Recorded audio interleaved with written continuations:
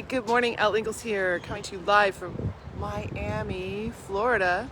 And there's a Ferris wheel back there. I'm at Bayside. Hotel's right over there somewhere and all of that. And it's a messy Monday. I have no idea what time it is because once I went live on my phone, I couldn't see my clock anymore. So hopefully it's around 8 o'clock. I think so. Because every Monday through Friday, I come in at 8 a.m. to share some little tidbit about pressure-free to help you have a better life. That is the dream, that's the goal. And today, I'm really curious about what is your mess. So what is something in your life that you wish wasn't happening, would switch or change up for you? For example, sometimes people come to work with me because they have headaches. They get migraines, headaches. Some people get stomach aches a lot. It's stress related and they know it and they're not sure how to get rid of it. Some people, my hair is a mess. It's messy Monday, you guys. Some people have heart issues. Some people have skin issues. I had skin issues. For other people, it's more like, how are you performing in your life? Are there messes going on there where you procrastinate a lot, or you lack mental focus, you're not as productive as you'd like to be, you're not sleeping well. It's like, what's the deal for you? I want to focus a little bit on sleep this morning because you can read so much about sleep. You can go take a sleep test.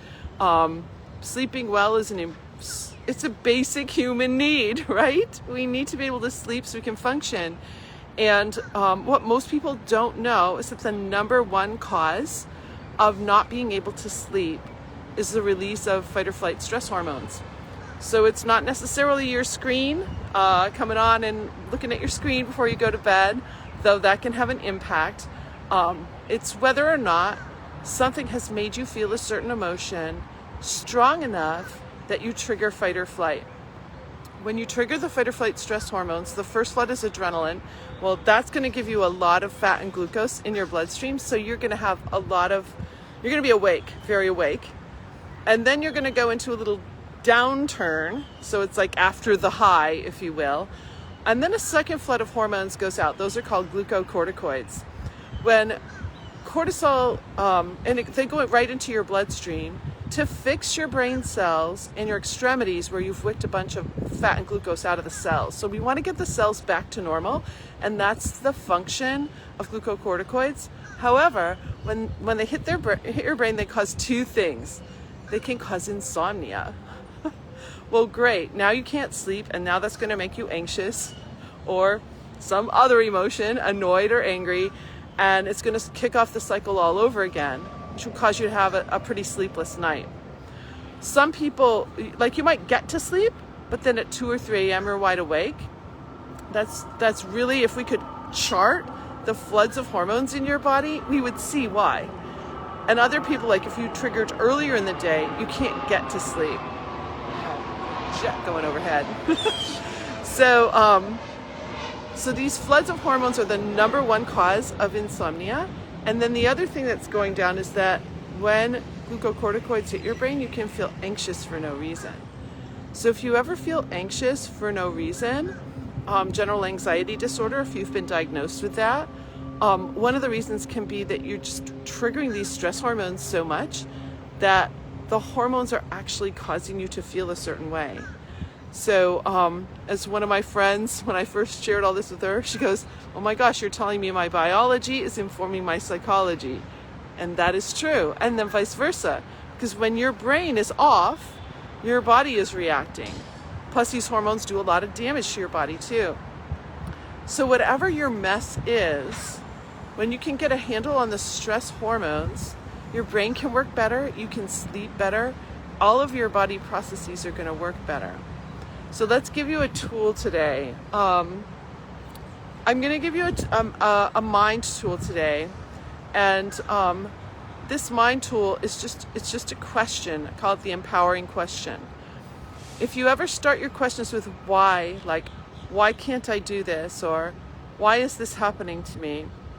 See if you can flip the switch on that. Flip the switch and ask an empowering question, a question that's much higher quality, that gets you towards solution. So for example, it's like instead of why is this happening to me, the question would be, how can I solve this? Or how can I do this? Or how can I make this work? Or how can this be more smooth for me? You know, what's a question that you can pop in your mind that gets you towards solution instead of away from solution? So I think you can see there's a little Ferris wheel behind me. You can just peek it, it's just peeking out there.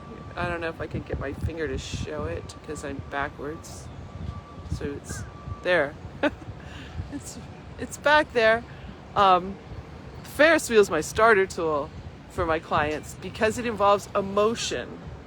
If you have trouble switching up habits, one of the fastest ways to change up a habit is to use a big motion. So I push up like this, big motion, because a big motion is actually going to allow your brain to retrain and create new neural pathways. So when you were a child, that's how you got learning going. Your cortex grew from back to front. It developed from back to front, and large motion was the way.